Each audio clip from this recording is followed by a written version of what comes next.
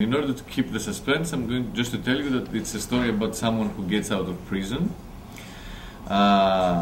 He wanders in the marginalized part of modern Athens, and which doesn't seem only as a European capital, but also as a third world, city. It's a blending. And he meets people of the margin. It means homeless, drug addicts,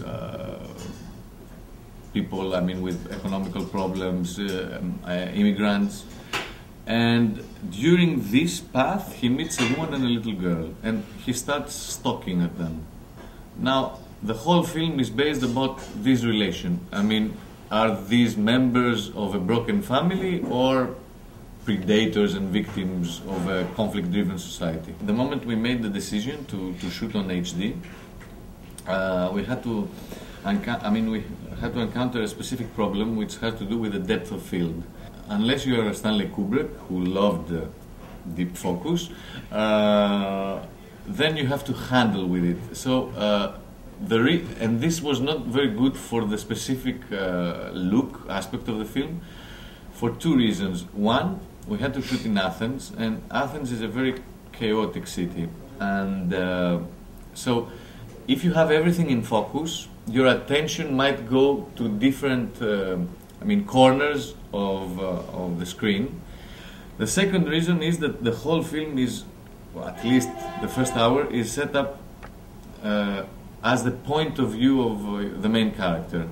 So and since he's going out of prison, I wanted him to have this, blurry, in a way, selective focus on the city and what he's looking at. Costa Gavras is an influence in terms of ideology, I would say, not as a form. And I'm speaking not even as a screenplay form or the way, it's shot, the imagery. However, this scene in the parliament, the film has a sort of documentaristic, approach, which you find in Costa Gavras films. The big difference is that Zed and other films like Costa Gavras, all these scenes are set, while these scenes are real in my film. The main character of Yorgos is also, someone who combines the real event, carrying the identity of a modern Greek who has inside of him all his fears of these foreigners living next to him, and at the same time, in a more psychoanalytical, part, you would also say that he's trying to play the role of the missing father. The whole idea of the film was going against a stereotypical approach. And this was, in a way, the challenge of it. But my mother was very, very worried about my future.